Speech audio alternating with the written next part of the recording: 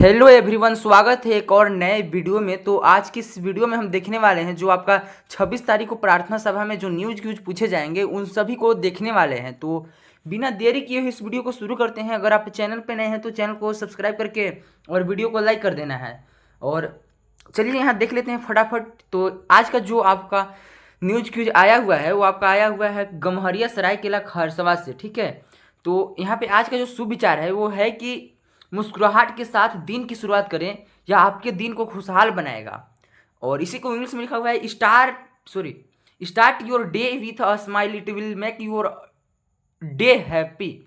और इस प्रकार यहाँ पे जो समाचार पूछा जाएंगे आपसे, तो यहाँ पे है अंतर्राष्ट्रीय समाचार, यानी कि अंतर्राष्ट्रीय स्तर का जो है यहाँ पे है कि 28 फरवरी को युद्ध शुरू होने और अली खामनेई की हत्या के बाद ईरान ने होर्मुज रास्ते पर अपना नियंत्रण घोषित कर दिया था।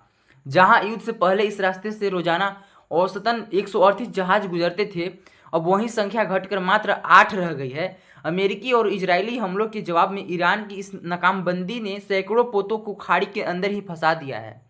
तो ये आपका विश्व की अर्थव्यवस्था से रिलेटेड है, यानी कि इससे संबंधित है।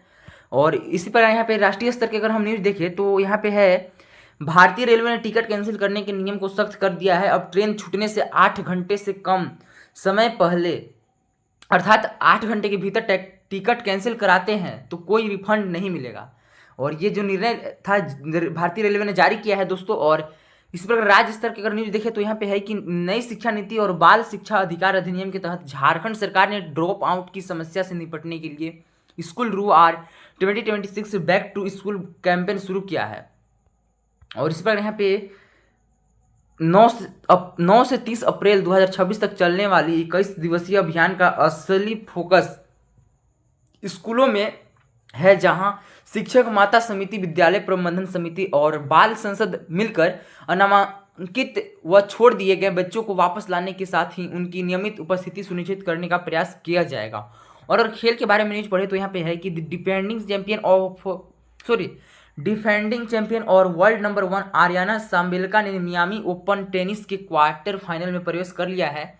27 वर्षीय साम्बेलका ने ओलंपिक चैंपियन किनवेन झेंग को 6-3 और 6-4 से मात दी। और इस पर यहाँ पे शिक्षा, करियर और टेक्नोलॉजी आदि से रिलेटेड जो समाचार है यहाँ पे है कि पोस्ट मैट्रिक स्कॉलरशिप के लिए राज्य अपने हिस्से का 350 करोड़ खर्च करेगा।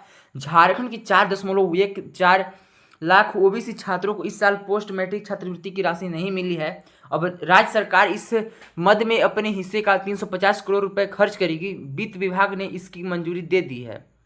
यानी कि जो ये न्यूज़ था दोस्तों आपका क्या चीज़ से रिलेटेड है, तो ये आपका स्कॉलरशिप से रिलेटेड था। तो बटन दबाते चमक दिखाऊं, अंधेरे को दूर भगाऊं, तो बल्ब है दोस्तों इसका राइट आंसर, ठीक है। और इस प्रकार यहाँ पे नेक्स्ट है कि एक वर्ष में कितने सप्ताह होते हैं, तो एक वर्ष में 52 सप्ताह होते हैं दोस्तों। और इसी प्रकार अगर नेक्स्ट क्वेश्चन यहाँ पे कह रहा है कि झारखंड राज्य में कितने प्रमंडल हैं, तो झारखंड राज्य में 5 प्रमंडल है दोस्तों। और वो 5 है पलामू, उत्तरी छोटा नागपुर, दक्षिणी छोटा नागपुर, कोल्हान और संस्थाल परगना। ये सारे हैं 5 प्रमंडल हैं। तो यहाँ पे 4 नंबर क्वेश्चन है कि who grow crop in field, यानी कि खेत में फसल कौन उगाता है, तो किसान को इंग्लिश में फार्मर बोलते हैं।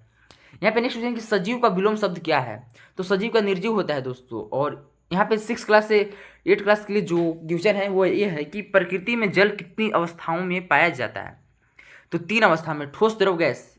और नेक्स्ट है कि रक्त का रंग लाल किसकी उपस्थिति के कारण होता है, तो आपके खून में एक हीमोग्लोबिन नामक एक तत्व पाया जाता है दोस्तों। हीमोग्लोबिन मतलब पाया जाता है, उसी के चलते आपका खून का जो रंग है, यानी कि रक्त का जो रंग है वो लाल होता है।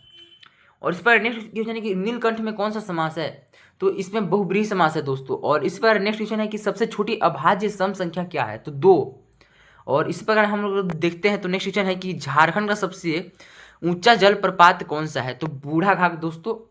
और इस प्रकार नेक्स्ट क्वेश्चन यहाँ पे है 9 से 12 क्लास के लिए, तो यहाँ पे है कि झारखंड राज्य में वार्षिक वर्षा कितनी होती है, तो 140 सेंटीमीटर होती है दोस्तों। और इस पर नेक्स्ट क्वेश्चन है कि चिकित्सक हृदय स्पंदन को मापने के लिए किस यंत्र का प्रयोग करते हैं, तो स्टेथोस्कोप को। नेक्स्ट क्वेश्चन है कि प्राचीन काल में आग जलाने के लिए किस पत्थर का प्रयोग होता था, तो चकमक पत्थर का यूज होता था दोस्तों। और यहाँ पे कह रहा है कि सीएनजी का फुल फॉर्म क्या होता है, तो सीएनजी का होता है कंप्रेस्ड नेचुरल गैस, यानी कि प्राकृतिक संपीड़ित गैस इसको कहा जाता है।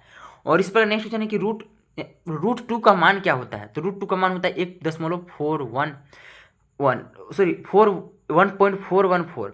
नेक्स्ट क्वेश्चन यहाँ पे आज का महत्वपूर्ण दिवस यानी कि आज कौन सा दिवस है? तो आज 26 मार्च को मुख्य रूप से मिर्गी जागरूकता दिवस यानी कि पर्पल डे ऑफ एपिलेप्सी मनाया जाता है। इसके अलावा यह दिन भारत में बांग्लादेश के स्वतंत्रता दिवस 1971 और प्रसिद्ध कवयित्री महादेवी वर्मा के जन्म दिवस के रूप में भी जाना जाता है। और यहाँ पे कहानी है, प्रसंग है, तो यहाँ पे है कि नन्हे बीज की कहानी आज पढ़ने वाले हैं हम। तो यहाँ पे है कि एक बाग में एक छोटा सा बीज मिट्टी के नीचे दबा हुआ था। वो बहुत अंधेरे में था और उसे बहुत डर लग रहा था। उसने सोचा क्या मैं कभी ऊपर की रोशनी देख पाऊंगा? तभी उसने मिट्टी के ऊपर आने की अपनी शक्ति का एहसास हुआ। उसने जोर लगाया और मिट्टी को तोड़कर एक छोटा अंकुर बन गया। सूरज की धूप और बारिश की बूंदों ने उसे हिम्मत दी। बीज ने हार नहीं मानी और रोज थोड़ा थोड़ा ऊपर बढ़ता रहा। धीरे धीरे वह एक सुंदर पौधा बन गया। अंत में वह एक विशाल और मजबूत पेड़ बन गया। तो इससे यह सीख मिलता है दोस्तों कि दृढ़ता और मेहनत से सबसे बड़ी मुश्किल को भी पार किया जा सकता है। तो ये आपका आज का सीख है दोस्तों। और इसी को जो हम कहानी पढ़ें उसी को यहाँ पे इंग्लिश में लिखा हुआ है, इसको भी पढ़ लेते हैं। मोटिवेशनल स्टोरी, तो यहाँ पे है story of the tiny seed. तो ये a tiny seed was buried deep under the soil in a garden. It was a darkness and felt very scared. The seed thought, will I ever see the light above? Then it realized its power to grow up through the soil. It pushed hard and broke through, becoming a teeny sprout. The sunlight and raindrop gave the sprout courage. The seed did not give up and grew a little higher every day. Slowly it turned into a beautiful sapling. Finally it grew into a huge and strong tree. तो इससे क्या morality यानी क्या सीख मिलता है? यहाँ पे नैतिकता के बारे में दिया हुआ है। तो यहाँ पे है कि persistence and hard work can overcome any challenge. और आज जो आपका नया वर्ड सीखना है वो ये है कि अपॉर्चुनिटी का हिंदी होता है अवसर। और अगर सेंटेंस की बात करते हैं कि this is a golden opportunity to advance your career, यह आपके करियर को आगे बढ़ाने का एक सुनहरा अवसर है। और तो ये रहा वीडियो दोस्तों, मिलते हैं एक और नए वीडियो में, तब तक के लिए बाय। अगर आप अभी तक चैनल को सब्सक्राइब नहीं किए हैं तो वीडियो को लाइक करके चैनल को सब्सक्राइब कर दीजिए।